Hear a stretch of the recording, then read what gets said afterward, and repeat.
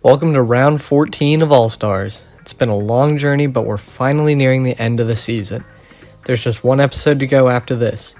Last time, Not a Donut was narrowly eliminated for collecting the fewest badges, leaving us with only 3 players remaining.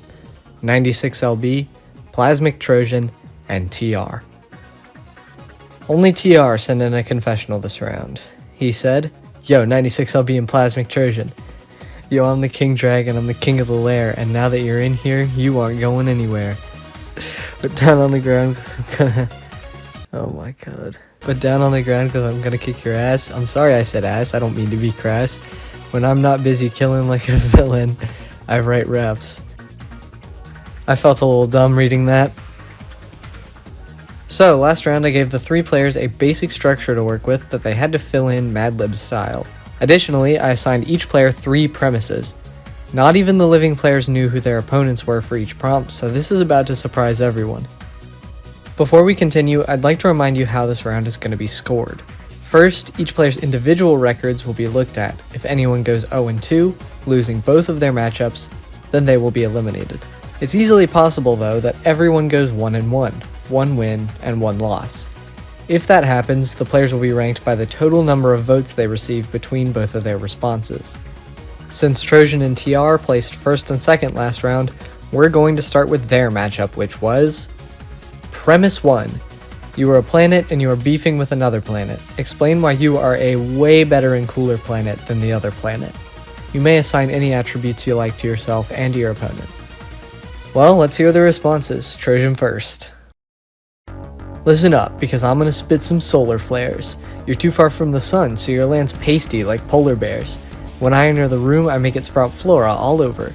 In your billions of years, all you got was 1 scout rover. Look at yourself, you're just like a joyless rift. Only way you'd ever turn up is from a stellar drift.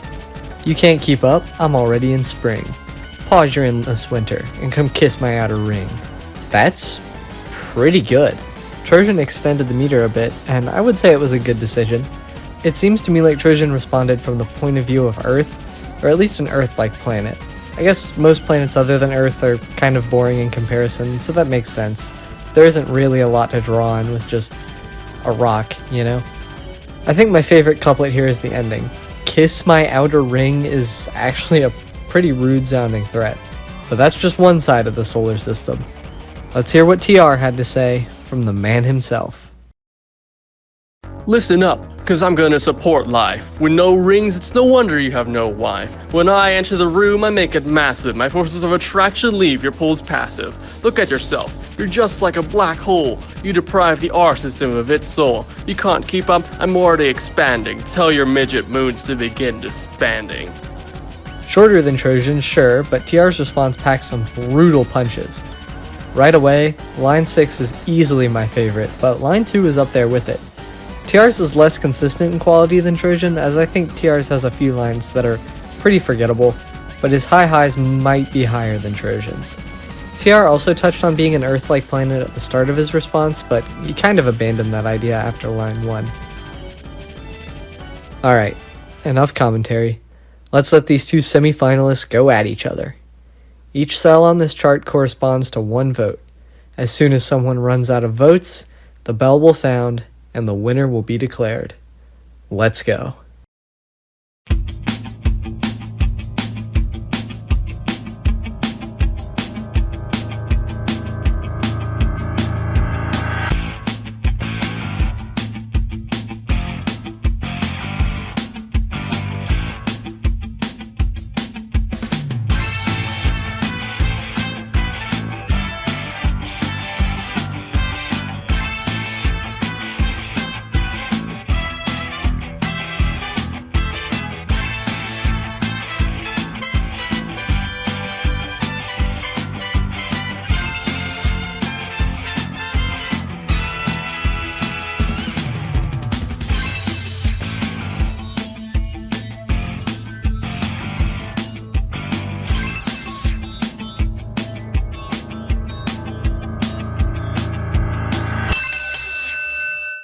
In an 11-6 match, TR takes the win.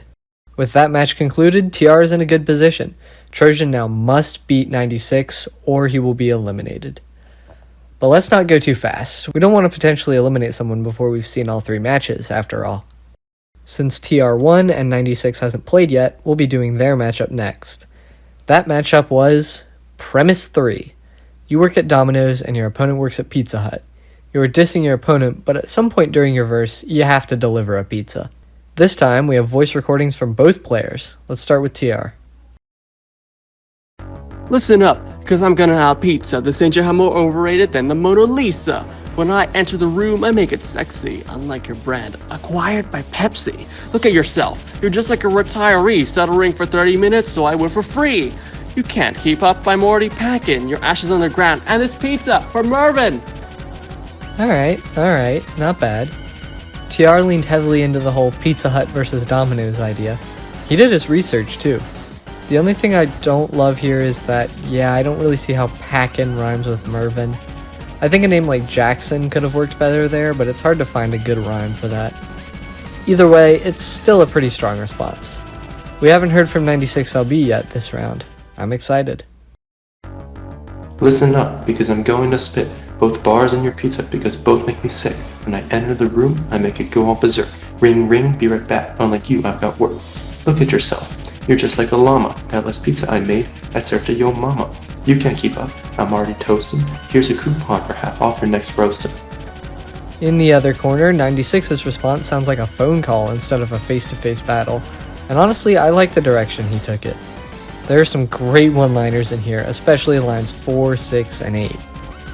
I'm a little surprised this is the only mention of anyone's mother this round. It seems like such an easy thing to add to your response, in retrospect at least. Now, if TR wins this matchup, he's guaranteed a spot in the finale. If he doesn't, then 96 will greatly improve his odds to be safe. There's a lot on the line here. Let's see the result.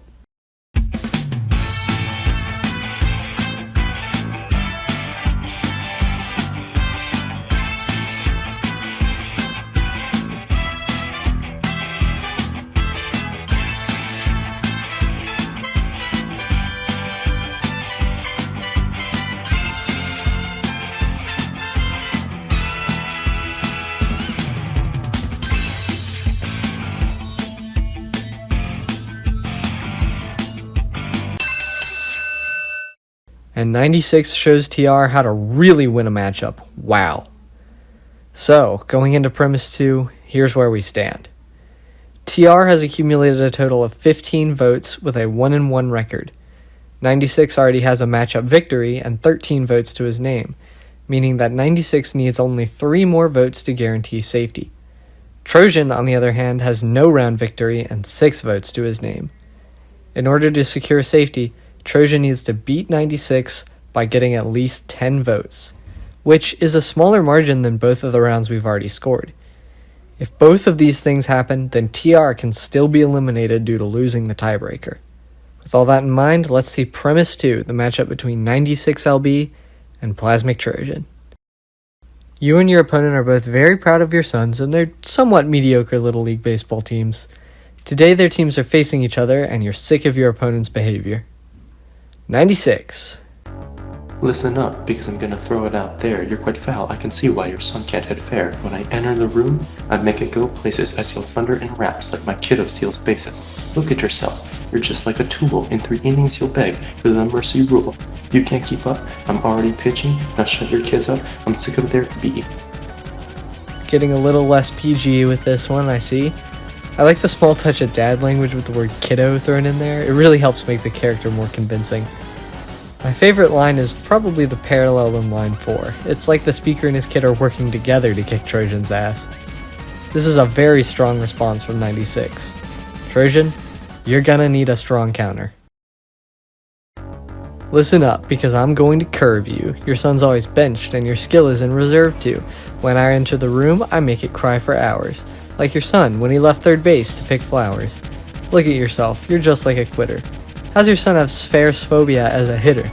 You can't keep up, I'm already at the next game. The crowd's quiet and your games drag. Is this a chess game? Strong opening. Picking flowers jab is a classic Little League joke. Spherophobia looks like a ridiculous typo, but no, that's actually just the fear of, balls. You get a few points docked for rhyming game with game at the end there, but I can't say that your last line isn't a solid insult. Alright, here we go. Anyone can still be eliminated at this point. Let's find out who our finalists are going to be.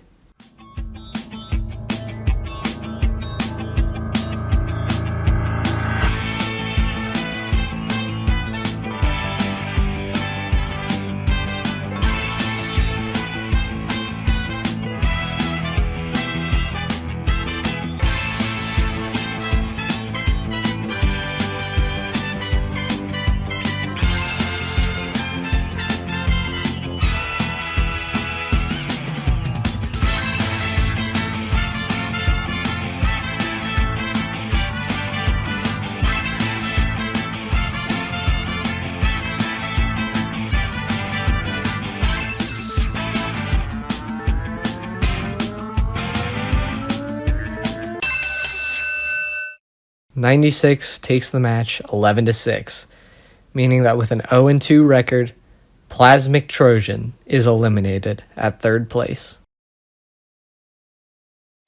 You know you're good at this when a third place eulogy doesn't do you justice. Trojan began the season by placing no lower than 6th in first stage, coming out with 18 points, more than any other contestant. With that monumental lead, Trojan dropped out of the spotlight for a bit. That didn't last long though, as after Trojan figured out the item meta, he reached the podium in round 6, 7, and 8. That allowed him to make alumni with an overall third place finish in second stage. From there, Trojan only picked up steam. Going into this round, Trojan had a 3-round win streak. Unfortunately, all it takes to be bested at this point is equally outstanding responses from the other players, and with 3 people left, that just becomes more and more likely to happen. Trojan, you were the juggernaut here that you've always been, and I'm sorry that your first bottom half placement has to be your last. Thank you for playing, and good job on your run. So, here we are, round 15, the last one I'll ever host. What a finale we have. 96LB, the item powerhouse turned ultimate underdog who just now broke his streak of scraping for the past 4 rounds in a row, against TR, the returning power player from all the way back in Season 1. Now, I thought for a long time, but I couldn't come up with anything that I felt was worthy of being the final twist. There isn't anything I had planned, and I feel like I've done pretty much every previous twist that I've used justice. So, for the final round, we're really returning to our roots. There will be 1 prompt, each player will submit 3 responses, and the player who submits the highest scoring response will be declared the winner of Epsilon's TWOW All-Stars after all this time. So there you go. 96, TR. Your final prompt is... It's the end. The real end. Doomsday, Armageddon, whatever you want to call it. It's the end of the world, and guess what? It's all your fault. You started it by accident just because you were trying to do something stupid. What were you trying to do, and how did it go so wrong? Good luck, Final 2. You've got 3 responses to make, 100 characters or fewer for each.